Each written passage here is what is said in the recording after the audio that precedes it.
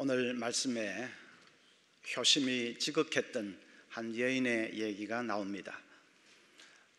우리가 지난주일에 나오미가 자기 인생의 궤도 수정을 한 얘기를 들었습니다. 나오미는 유다 땅으로 돌아갈 결심을 하고 나서 제일 먼저 두 사람의 자부들을 설득합니다. 너희들은 나를 따라가 봤자 아무 소망이 없다. 그냥 이 모압 땅에서 남아서 살도록 해라고 설득을 합니다. 그 당시 이스라엘의 풍습은 남편이 자식이 없이 죽으면 그 미망인은 남편의 동생과 결혼을 해서 남편의 기업을 잇게 했습니다. 그런 것을 계대결혼, 대를 잇는 결혼이라고 계대결혼이라고 불렀습니다. 가부장 중심의 사회에서 남편 쪽의 이름과 또 기업을 잇는 것이 절대적으로 중요한 상황에서 그렇게 자식이 없으면 계대결혼을 시킨 것입니다. 그런데 나오미는 두 아들을 다 잃었습니다. 자부들에게 계대결혼을 시킬 아들이 더 이상 없습니다. 나오미 자신이 다시 결혼할 가능성도 전무하지만 만에 하나 결혼을 해서 아들을 얻는다고 해도 언제 그 갓난쟁이가 자라서 지금의 자부들과 결혼을 할 수 있겠습니까? 그러니까 나오미가 자부들을 설득하는 것입니다. 나를 따라오면 너희들에게 미래가 없다. 그냥 여기서 살다가 좋은 남자 만나서 결혼해서 행복하게 살도록 해라. 그렇게 간곡하게 설득합니다. 그 설득에 큰 자부는 눈물을 흘리면서 시어머니와 작별을 하고 떠나갔습니다. 그런데 둘째 자부인 룻은 끝까지 어머니를 따라서 유대 땅으로 가겠다는 것입니다. 16절 이하에 보면 이렇게 말합니다. 룻이 이르되 내게 어머니를 떠나며 어머니를 따르지 말고 돌아가라 강권하지 마옵소서. 어머니께서 가시는 곳에 나도 가고 어머니께서 머무시는 곳에서 나도 머물겠나이다. 어머니의 백성이 나의 백성이 되고 어머니의 하나님이 나의 하나님이 되시리니 어머니께서 죽으시는 곳에서 나도 죽어 거기 묻힐 것이라. 만일 내가 죽는 일 외에 어머니를 떠나면 여호와께서 내게 벌을 내리시고 더 내리시기를 원하나이다. 정말로 애절한 사모곡이지요. 이 땅에 그 어느 누구가 시어머니를 향해서 이렇게 구구절절히 애절한 사모곡을 토로한 사람이 있겠습니까? 룻은 시어머니를 따라가면 아무 소망이 없다는, 희망이 없다는 것을 잘 압니다. 그러면서도 아무 계산되지 않고 그냥 따르겠다는 것입니다. 왜요? 내 어머니이기 때문에, 내 부모이기 때문에. 연로하신 어머니를 혼자 가시게 하면 그 어머니가 유대 땅에서 어떻게 살겠습니까? 그러니까 제가 모시겠습니다 하고 결심한 것입니다. 부모님의 은혜를 깊이 생각하고 또 은혜에 보답하기를 원하는 이 주간에 이 룻의 자세는 우리에게 소중한 귀감이 됩니다. 이 시간 한번 생각을 해보십시다. 우리가 왜 부모를 공경해야 합니까? 첫째는 부모 공경은 우리가 받은 사랑에 보답하는 길이기 때문입니다. 에베소서 6장 1절을 보면 자녀들아 주 안에서 너희 부모에게 순종하라 이것이 옳으니라 했습니다. 이 옳다는 말은 절대적인 가치를 강조하는 말입니다. 그러니까 부모에게 순종하는 것이 인간으로서 마땅히 행해야 할 도리라는 뜻입니다.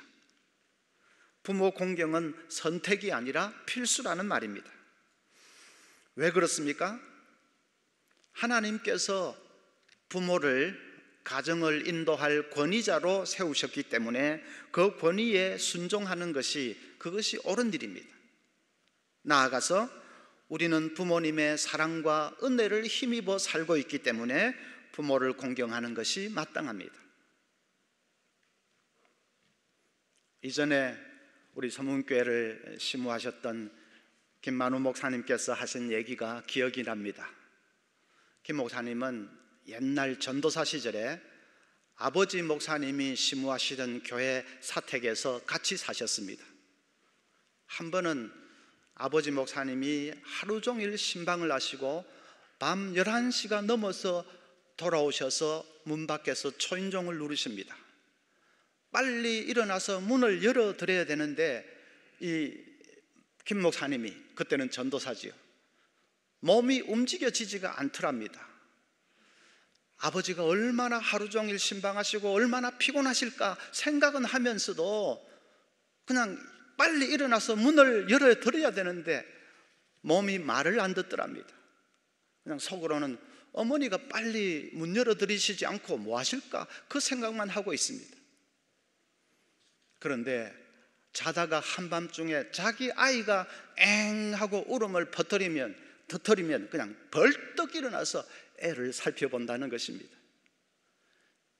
진짜 그때는 피곤이 어디로 달아났는지 애가 엥 울면 1초도 걸리지 않고 용수철처럼 벌떡 일어나서 애가 뭐 잘못됐는지 살핀다는 것입니다. 그 얘기를 하면서 목사님이 내가 참 불효자라고 눈시울을 붉히시던 그 일이 생각이 납니다. 불효라서 그런 것이 아니라 사랑이라는 것이 본래 그런 것이지요. 물처럼 위에서부터 아래로 내려가는 것이 사랑입니다. 내리사랑입니다. 우리가 아무리 부모님을 사랑한다고 해도 부모님이 우리를 사랑하는 그 사랑에는 견줄 수가 없습니다. 내가 아무리 부모님을 생각한다고 해도 부모가 나를 염려하고 생각하는 것에는 비교할 수가 없습니다. 우리가 다 그 부모님의 사랑을 먹고 마시면서 자랐습니다. 그래서 부모를 공경하는 것이 마땅합니다. 은혜를 아는 인간이라면 당연히 부모를 공경하는 것이 그것이 마땅하죠.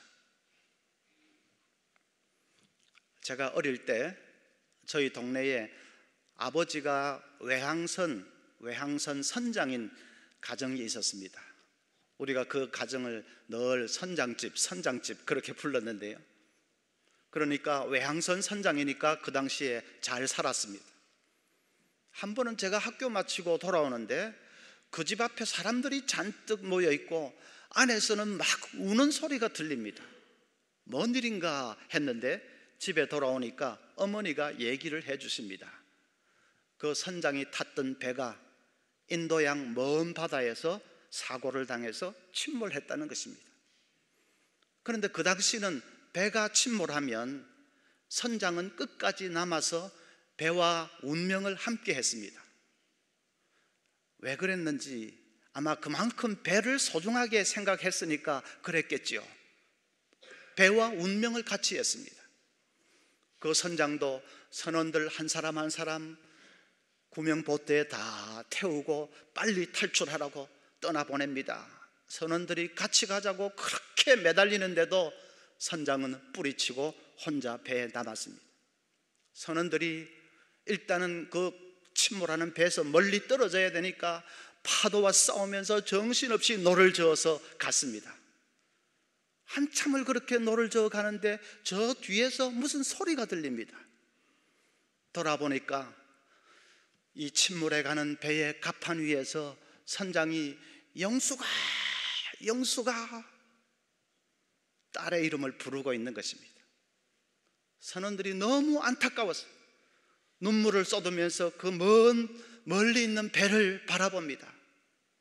선장이 목을 놓아서 영수가 딸을 부르면서 배와 함께 사라져갔습니다. 살아남은 선원들이 돌아와서 그 얘기를 해주는데 그냥 가족들이 눈물바다가 된 것입니다. 저는 그때가 제가 초등학교 때인가 어릴 때인데 그 얘기를 듣는데 너무 가슴이 찡해서 지금까지도 잊혀지지 않습니다. 그렇습니다. 부모는 마지막 순간까지 자식의 이름 석자를 부릅니다. 부모의 가슴 속에 아로새겨져 있는 것은 오직 자식의 이름 석자, 자식의 행복밖에는 없습니다. 그 피보다 진한 사랑을 우리가 먹으면서 자랐습니다. 그러니까 그 사랑을 잊으면 안 되지요. 그 사랑을 배신하면 그건 인간이 아니지요. 어떤 권사님이 세상을 떠나게 되었습니다. 임종을 앞두고 둘러선 자녀들에게 이렇게 고백을 하십니다. 일제시대 세상이 너무 어려워서 먹고 살 게 없을 때 내가 시장 바닥을 돌아다니면서 콩나물을 훔쳐 너희들을 먹여 살렸다. 떳떳하지 못하게 너희들을 키웠다는 자책감으로 평생을 마음의 찔림을 받고 살았다. 이제 떠나기 전에 너희들에게 용서를 구하고 싶구나. 이 못난 애미를 용서해다오. 자녀들이 전부 그 앞에서 울고 말았습니다. 모두가 엄마 손을 붙들고 엄마 용서해달라니요. 그런 날들이 있었는지도 모르고 제대로 어머니에게 효도하지 못한 우리들을 용서해 주세요. 그러면서 자녀들이 눈물을 쏟았다고 합니다. 국민소득 3만 불을 바라보는 이 시대의 젊은이들은 잘 모릅니다. 정말로 어려웠던 시절, 촉은 목피하면서 정말 어렵게 연명했던 그 시절, 부모들이 자식을 위해서 얼마나 희생했는지를 잘 모릅니다. 당신이 먹을 것 못 먹고 입을 것 안 입으면서 굶어가면서 자식들을 위해서 희생했습니다. 그런 부모님을 잘 모시고 보살펴 드려야 되는 것은 그건 당연한 일 아니겠습니까? 나는 부모님을 사랑한다 그러십니까? 감히 사랑이라는 단어를 쓰지는 마십시오. 여러분이 아무리 부모를 사랑해도 부모님이 여러분을 사랑하는 그 사랑에는 비교할 수 없습니다. 사랑은 부모님의 것입니다. 우리는 오직 순종하고 공경해 드리는 것만 해도 족합니다. 그것도 제대로 못하지 않습니까? 두 번째로는 부모 공경은 하나님의 계명이기 때문입니다. 에베소서 6장 2절부터 보면 내 아버지와 어머니를 공경하라. 이것은 약속이 있는 첫 계명이니 이로써 내가 잘되고 땅에서 장수하리라. 부모를 공경하는 사람에게 하나님이 축복을 약속하십니다. 룻이 그랬습니다. 자기 미래도 다 버리고 오직 어머니를 모시겠다고 나설 때에 하나님이 그런 룻을 얼마나 기쁘게 바라보셨는지요. 그래서 룻은 상상할 수 없는 복을 받게 됩니다. 유대 땅으로 갔는데 뜻밖에도 생각지도 못하게 훌륭한 남편을 만나서 결혼하고 행복한 가정을 이루게 됩니다. 그건 정말로 생각도 못한 일이었습니다. 뿐만 아니라 그 가계를 통해서 다윗 왕이 태어나게 됩니다. 이스라엘의 역사상 가장 위대했던 왕 다윗의 룻은 증조모가 되었습니다. 그뿐만이 아닙니다. 그 가계를 통해서 훗날에 예수님이 탄생하게 됩니다. 룻은 예수님의 조상이 되었습니다.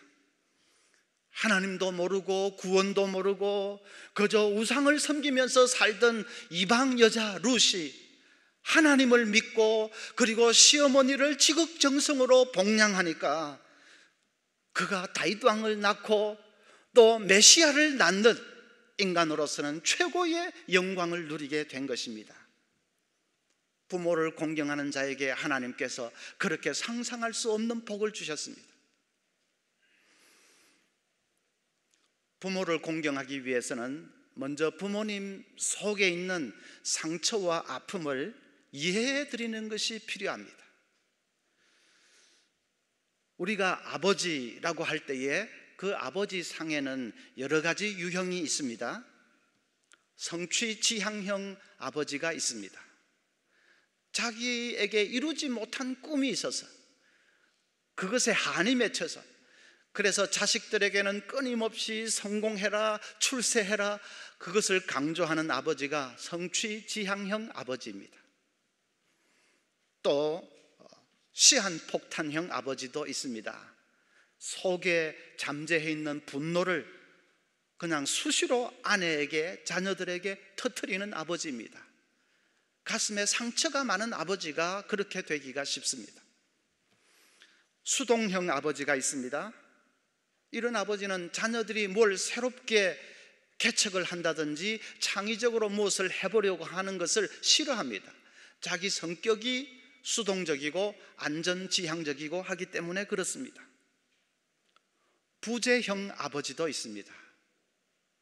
아버지로서 가정에 대한 이 책임감이 별로 없고, 그래서 아버지로서 역할을 제대로 하지 않는 아버지입니다.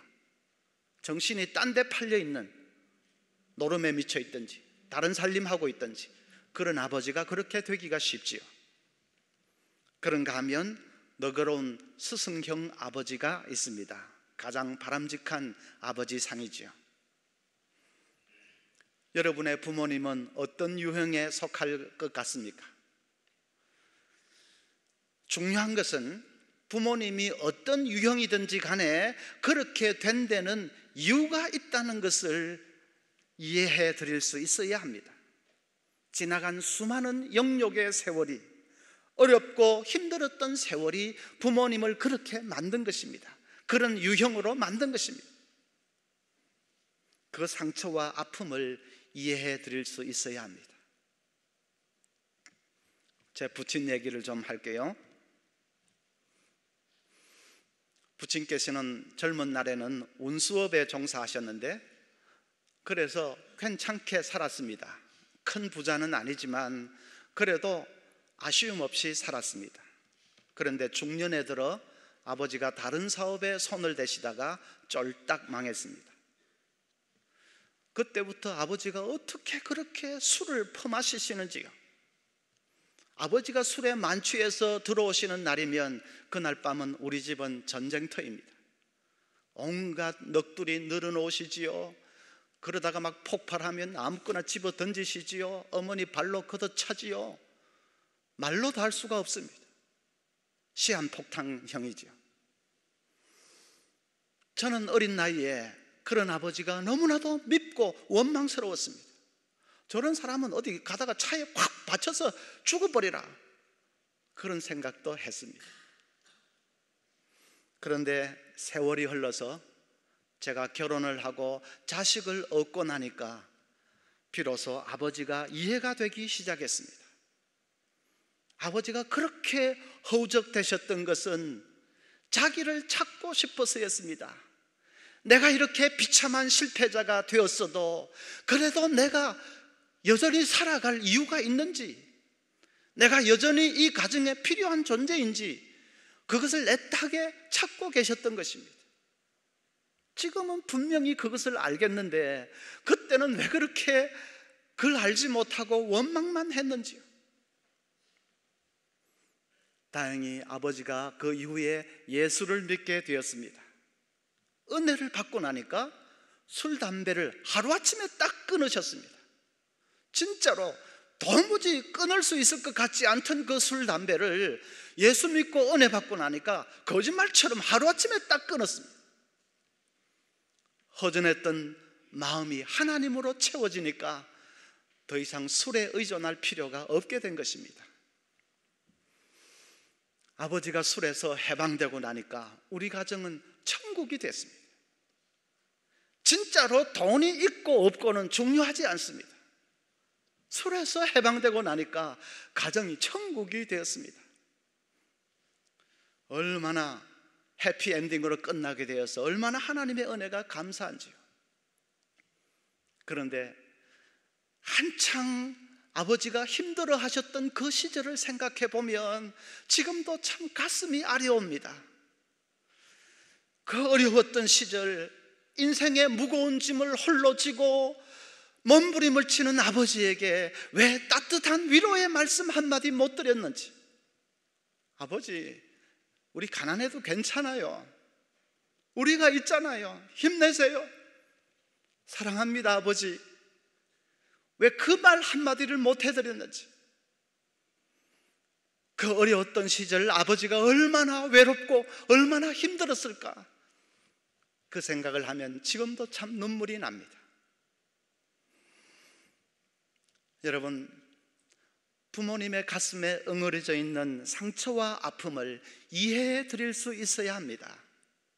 그 시절은 상처가 많을 수밖에 없는 어려웠던 시절이었습니다.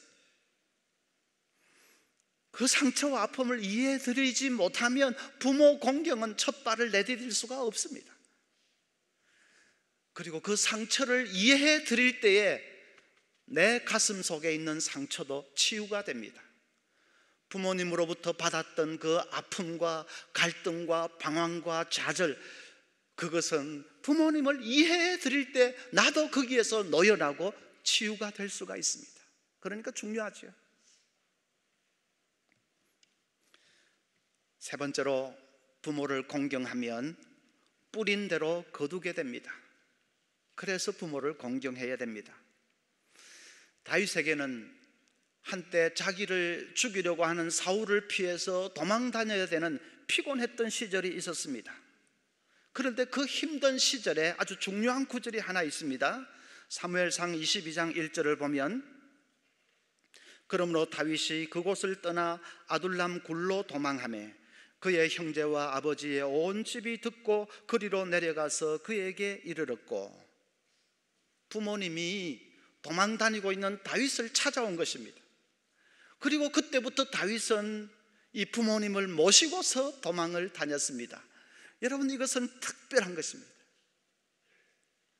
필리핀의 독재자 마르코스는 필리핀을 탈출해서 하와이로 도망갈 때에 엄청난 돈을 들고 갔습니다. 그런데 고향에 혼자 계시는 노모를 모시고 가지는 않았습니다.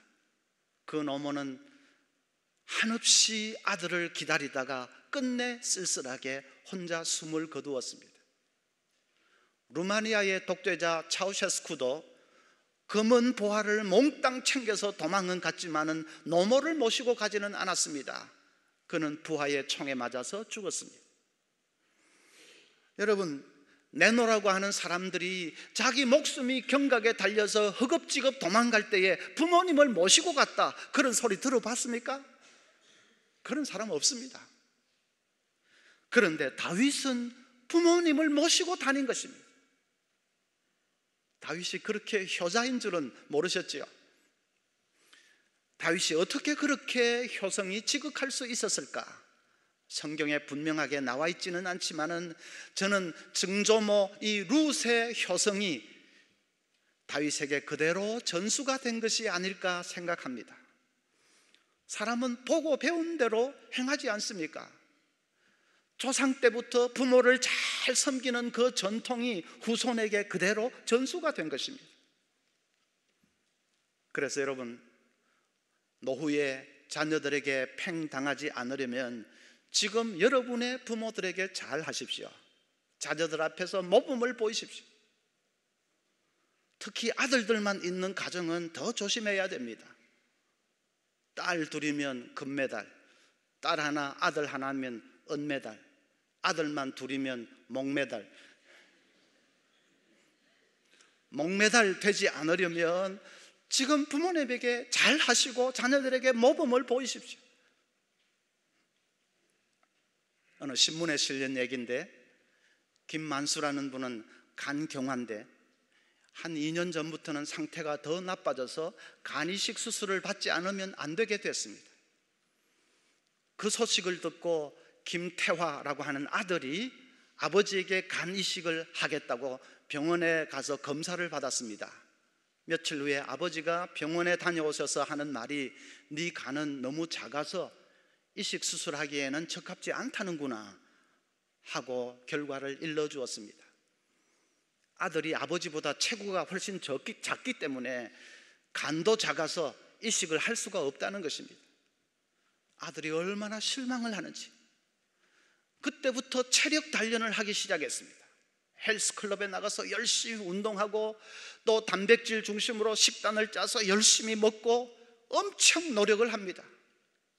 1년 만에 8kg를 더 찌워서, 그래서 병원에 다시 가서 이만하면 되는지 물어보았습니다.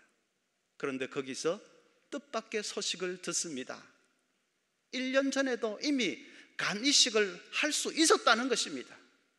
아버지가 아들이 잘못될까 봐 거짓말을 한 것입니다.